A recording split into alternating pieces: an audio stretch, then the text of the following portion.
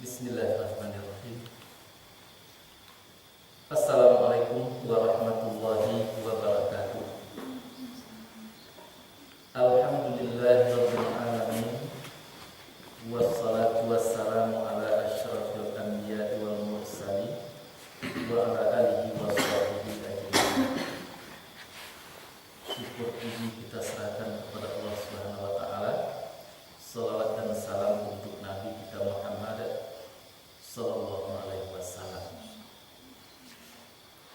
Kita masih berada pada surat An-Nisa ayat 49 sampai ayat 52, yang artinya sudah sama kita kenali, bahwa di dalam ayat itu pertama sekali Allah menghendaki agar manusia itu berpikir, berta'akul, bertadabbur, agar dapat memandang sesuatu dengan benar dan kemudian dapat menyelesaikan seluruh problem yang ada, terutama sekali menyangkut dengan keburukan-keburukan yang dimiliki oleh manusia atau oleh pribadi atau individunya sendiri, kemudian agar dapat mengeluarkan diri daripada keburukan-keburukan tersebut. Karena Nabi mengatakan siapa yang sama hari ini dengan hari kemarin nantinya itu adalah orang merugi. Siapa yang buruk hari ini dari hari yang kemarin itu adalah orang celaka. Siapa yang baik hari ini daripada hari yang kemarin itulah orang-orang yang beruntung. Nah, maka untuk itulah kita mempelajari ayat-ayat Allah Subhanahu wa taala agar proses tersebut dapat kita laksanakan dalam kehidupan. Banyaklah ayat-ayat tersebut yang kata perkatanya masih belum kita bicarakan. Di antara ayat itu berbicara tentang jibti dan taut. Para ulama mengatakan bahwa jibti itu adalah patung, sedangkan taut itu adalah sesuatu yang bukan patung tetapi itu yang disembah, itu yang menaklukkan seseorang. Nah, jadi itu yang menjajah seseorang, itu namanya taut. Kalau patung itu mungkin berbentuk sesuatu benda atau mungkin berbentuk suatu tempat, berbentuk sesuatu bangunan, itu namanya adalah patung. Jikalau itu yang diagungkan, itu yang dibesarkan, itu yang tempat tumpuan harapan, maka itu disebut dengan patung. Tetapi kalau andai kata pun tidak ada bangunan, tidak ada patung, tidak ada berhala, manusia masih terjebak bertuhan kepada taut. Artinya mereka sedang diperbudak oleh selain Allah Subhanahu wa taala. Jadi kalau andai kata ibarat kain, orang-orang yang menyembah berhala dibandingkan dengan orang-orang yang menyembah taut, itu lebih mudah membersihkan orang yang menyembah berhala dibandingkan dengan orang yang menyembah taut. Mengapa? Apabila seseorang itu mengerti benar bahwa patung yang mereka sembah itu tidak ada memberi manfaat, tidak dapat memberi mudarat, maka dia akan meninggalkan patungnya. Tapi kalau andai kata orang yang menyembah taut, walaupun dikatakan kepada mereka bahwa patung, bahwa jibti itu tidak baik, tidak memberi manfaat, mereka susah untuk meninggalkan penyembahan terhadap taut. Nah, jadi orang yang menyembah jibti itu jelas orangnya tidak Islam. Orang yang menyembah taut mungkin Islam, mungkin tidak Islam. Itu sering kita sampaikan di dalam pengajian. Kadang-kadang kita mengatakan bahwa kita memiliki sesuatu, padahal kalau sudah dihalusi, sesuatu itu yang memiliki kita. Itu namanya taut. Sesuatu itu yang telah memperbudak kita, sesuatu itu yang telah mengendalikan pikiran, segala macamnya, itu yang telah mengendalikan. Nah, seperti misalnya harta. Itu mengatakan bahwa kita punya harta, tetapi sebenarnya sebenarnya harta yang sudah mengendalikan, yang sudah mempengaruhi, yang sudah menguasai. Itu namanya menyembah tagut dan lain-lain sebagainya. Maka induk daripada ketagutan itu sebenarnya adalah dunia. Jadi banyak sekali manusia yang mengaku bertuhan kepada Allah Subhanahu wa taala, tetapi dia sedang diperbudak oleh tagut, oleh dunia. Nah, itulah yang perlu disadari, perlu ya itu kita cari solusinya sesuai dengan ayat-ayat. Nah, solusinya apakah dunia itu tagut itu akan kita hilangkan? Tidak. Yang penting jangan dijadikan tagut, gitu. Jadi kalau kita mempunyai sesuatu, jangan sampai sesuatu itu menjadi tagut. Kalau kita mempunyai anak, jangan sampai anak itu menjadi tagut. Kalau kita mempunyai pemimpin, jangan pemimpin itu menjadi tagut. Kalau kita punya apa, ibu, segala macamnya, harta, jabatan, jangan menjadi tagut. Itu saja. Jadi kuncinya sedikit, mudah kuncinya. Jangan dijadikan tagut. Atau dengan istilah lain, jangan dunia itu yang memperbudak kita. Harus kita yang memperbudak dunia. Jangan kita yang dikendalikan oleh dunia, tetapi harus dunia yang harus kita kendalikan.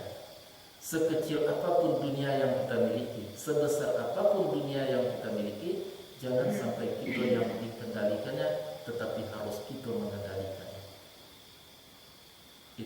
Itu penyakit itu susah untuk dikenali. Ya, banyak manusia yang mengatakan tadinya memiliki sesuatu, tapi sebenarnya ini yang dimiliki oleh satu. Berarti sudah menjadi tahu sesuatu itu oleh mereka. Jadi hati-hati. Ya. Dan penyembah tagut itu bisa jadi orang yang tidak Islam dan bisa jadi orang Islam. Tapi kalau yang menyembah jibeti itu jelas orangnya tidak orang Islam. Mana orang Islam yang akan menyembah patung? Begitu. Bahkan mereka merasa bangga, merasa hebat, sehingga dia mengatakan kepada orang-orang kafir yang sama dengan mereka itu, katanya, haula'i ahda minal ladzina amanu. Inilah orangnya yang sudah mendapat petunjuk, yang sudah mendapat keberuntungan, yang sudah berhasil, yang sudah sukses dibandingkan dengan orang-orang beriman itu. Memang secara lahir nampak itu. Ya.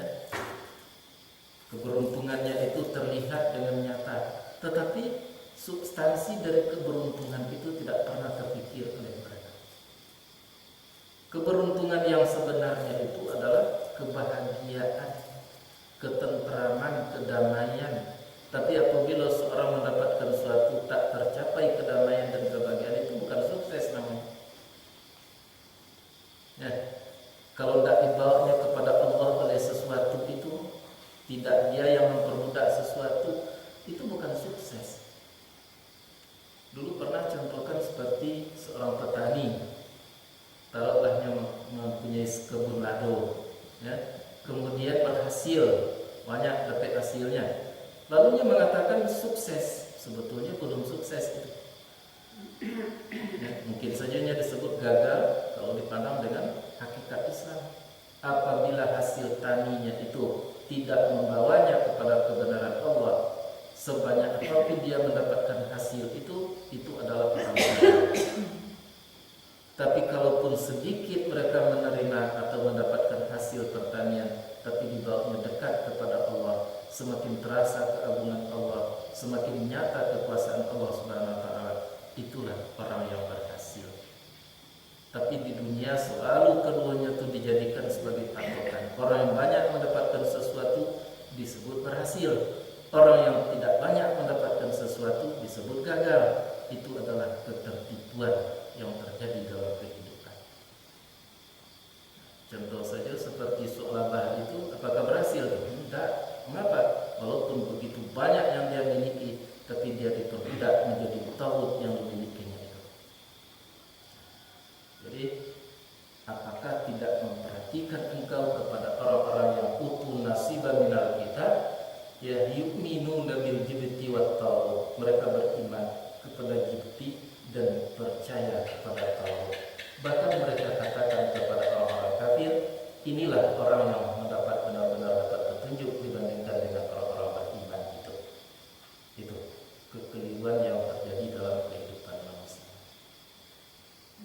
Nah, jadi untuk menyelesaikan persoalan itu hanya satu kata kunci, yaitu Islam. Apabila masuk kepada Islam, ada harapan terselesaikan itu. Tapi kalau tidak masuk kepada Islam, mustahil akan terselesaikan. Masuk kepada Islam ada harapan baru, belum pasti untuk menyelesaikan permasalahan baru menurutnya. Ada harapan. Nah, pertanyaan berikutnya, kapan orang Islam itu baru mampu menyelesaikan persoalan atau menanggalkan tauhid itu daripada hatinya? Apabila dia mengatur Islamnya itu dengan Allah Subhanahu wa taala, Islamnya itu dengan manusia, Islamnya itu dengan dirinya sendiri, dan Islamnya itu dengan makhluk di sekitarnya. Nah, jadi Islam itu hubungan kita dengan Allah Subhanahu wa taala, hubungan kita dengan manusia, hubungan kita dengan makhluk sekitar kita. Itu yang Islam. Jadi Islam itu bukan gaya, Islam itu bukan penampilan, Islam itu bukan serban, Islam itu bukan jubah, tetapi Islam itu adalah selamat kita dengan Allah, hubungan kita selamat dengan Allah Subhanahu wa taala, selamat dengan manusia. Dua kata kunci. Kata Allah dalam Quran, "Duribat alaihimuz zillah aina ma suqifu." Ditimpakan kecelakaan itu, kehinaan itu, keburukan itu kepada manusia. Aina ma suqifu. Boleh diartikan itu tempat dimanapun mereka berada. Boleh diartikan itu status apapun yang mereka pegang. Tetap dihina, ditimpakan kepada mereka kehinaan. Illa diistisnakan. Bihablin minallah wa hablin minan nas. Kecuali dengan baiknya hubungan dengan Allah dan baiknya hubungan dengan sesama manusia. Berubah. Jadi Islam itu hubungan dengan Allah dan dengan manusia. Nah, ingat, kalau hubungan dengan Allah itu sudah baik, hubungan dengan manusia itu sudah baik, yang lain-lainnya mudah. Dengan makhluk sekitarnya itu mudah, terhadap diri sendiri mudah, akan terjadi kedamaian di dalam diri. Jadi maka oleh sebab itu perhatikan sungguh-sungguh bagaimana hubungan kita dengan Allah Subhanahu wa taala. Kita sudah kaji, yang menyangkut dengan Allah itu adalah akidah dan ibadah. Jangan sampai terbetik di dalam hati kita suatu pemahaman tentang Allah itu pemahaman yang bukan-bukan. Subhanallah, Allah itu maha suci, tidak pernah berniat jahat, tidak ada Allah itu tuh kejam, tidak ada kekejaman Allah itu tidak ada. Manusialah yang kejam terhadap dirinya. Jadi keakidahan kita, pemahaman kita kepada Allah itu harus benar. Inti daripada pemahaman itu jangan syirik. Lebih jauh daripada itu harus tauhid, harus bertauhid, mentauhidkan Allah. Zatnya esa, sifatnya esa, asmanya esa, afalnya esa. Itu cara-cara membangun hubungan baik dengan Allah Subhanahu wa taala. Tapi kalau terbetik dalam hati merasakan Allah itu tidak mampu, itu berarti hubungan dengan Allah tidak baik. Kalau ada terlintas dalam pemikiran kita bahwa mengatakan Allah itu kejam, nah itu berarti hubungan dengan Allah tidak baik. Dan segala macamnya. Itulah subhanallah. Nah, sehingga banyak itu di dalam ayat, apabila kita memang merasakan Allah itu maha sempurna, maha agung, maha baik, maha indah, nilai subhanallah yang kita ucapkan 33 kali setiap salat, tambah dengan memuji alhamdulillah karena memang terpuji, karena tidak ada berkekurangan Allah Subhanahu wa taala. Tambah dengan Allahu Akbar 33 kali, maka justru pahalanya sama dengan pahala haji mabrur. Tapi kuncinya tadi, elok hubungan dengan Allah Subhanahu wa taala. Nah, kemudian baik ibadah kita tidak menuju selain daripada Allah Subhanahu wa taala. Perbuatan yang kita lakukan hanya mencari ridha Allah, tak ada yang lain. Mengapa? Karena yang lain itu tidak akan mungkin membaikkan kita, membantu, menolong kita, tidak mungkin. Kalau tidak menurut Allah Subhanahu wa taala.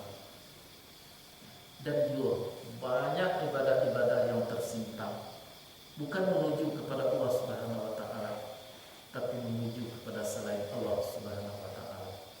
Mereka mau melaksanakan apa yang diperintah, tapi ujung daripada melakukan apa yang diperintah itu kembali kepada tauluk tadi, mengharapkan sesuatu selain daripada Allah Subhanahu wa taala. Itu sebab dalam pengajian kita berikan istilah-istilah yang perlu kita pegang. Ingin sesuatu, cari yang punya sesuatu. Jadi beribadah untuk Allah Subhanahu wa taala, maka apa yang kita inginkan itu akan diberikan oleh Allah Subhanahu wa taala. Dari sekian banyak yang kita inginkan hidup di permukaan bumi, ya, tak mungkin seluruhnya akan dapat kita penuhi secara lahir. Tidak mungkin akan kita peroleh secara syariat, tapi pada hakikatnya mungkin saja apabila Allah sudah memberi. Kita menghendaki umpamanya harta, bisa saja tidak dapat harta, tapi intisari daripada harta itu apa? Damai, tenang, banyak pahala, banyak ibadah, itu bisa diberi oleh Allah Subhanahu wa taala.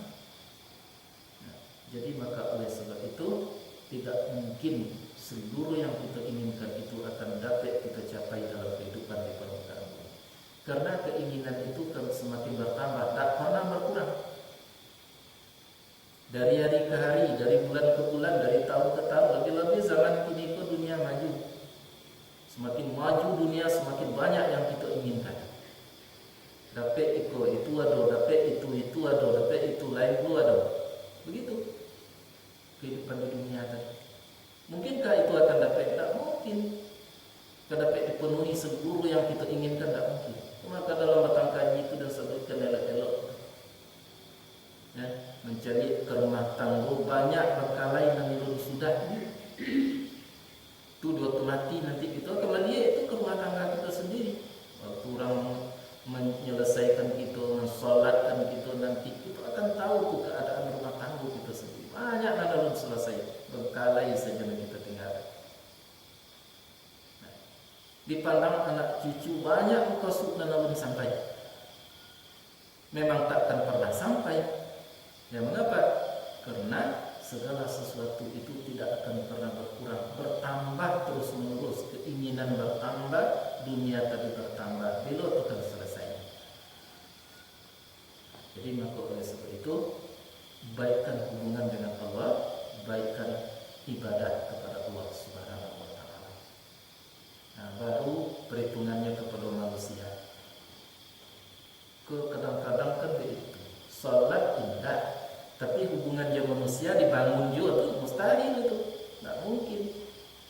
Dibangun dia hubungan dia manusia dengan berbagai macam cara, misalnya dengan baju seragam, dengan membuat kelompok ini, kelompok itu. Dengan Tuhan tak baik hubungan. Bila Tuhan bisa tercapai.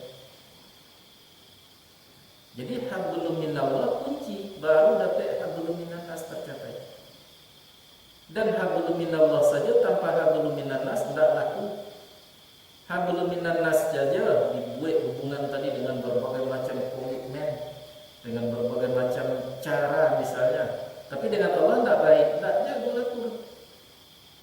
Tuanya wa iya itu hablum minallah wa hablum minannas.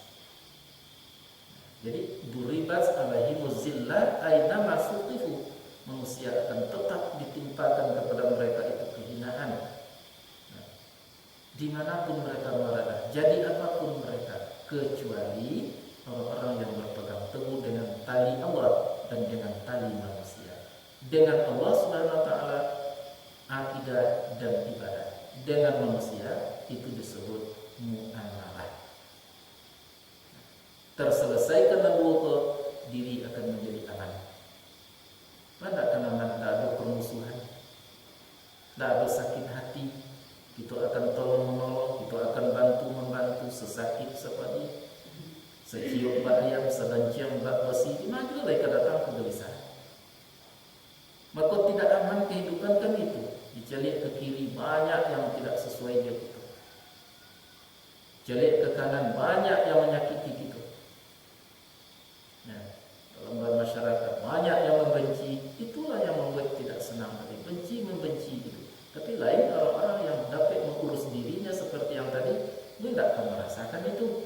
Seperti kaji malam petang, mereka merasakan sedang difitnah, tidak ada masalah pada mereka.